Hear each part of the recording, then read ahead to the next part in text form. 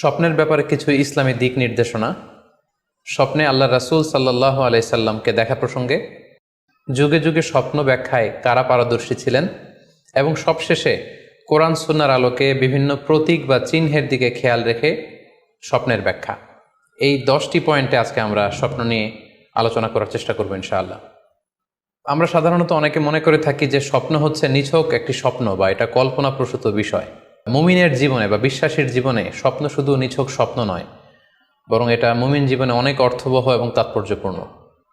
মুমিন জীবনে এটা একটা ভালো স্বপ্ন হতে পারে আল্লাহ তাআলার পক্ষ থেকে কোনো ধরনের সুসংবাদ কিংবা দিক নির্দেশনা, কিংবা হতে পারে বান্দার প্রতি সতর্কবাণী। একচোখা বস্তুবাদীরা বলে থাকে আমরা যখন ঘুমাই তখন মস্তিষ্ক আমাদের স্মৃতিগুলো নিয়ে নাড়াচাড়া করে, আমাদের স্মৃতিগুলোকে পুনর্বিন্যাস করে, আর সেটাই আমাদের কাছে স্বপ্ন হিসেবে ধরা দেয়। অর্থাৎ তারা বলতে চায় যে স্বপ্ন হচ্ছে ঘুমের ঘোরে আমাদের দৈনন্দিন জীবনে ঘটে যাওয়া আমাদের চিন্তা বা ভাবনার প্রতিচ্ছবি। কিন্তু ইসলামের দৃষ্টিতে স্বপ্ন শুধু আমাদের চিন্তা ভাবনার প্রতিচ্ছবি নয়, এটা হতে পারে আল্লাহ তাআলার পক্ষ থেকে সুসংবাদ, হতে পারে গ্ল্যাড টাইডিংস কিংবা সতর্কবাণী। তাই এই স্বপ্নের ব্যাপারে আমাদেরকে খুব ভালো ধারণা রাখা উচিত।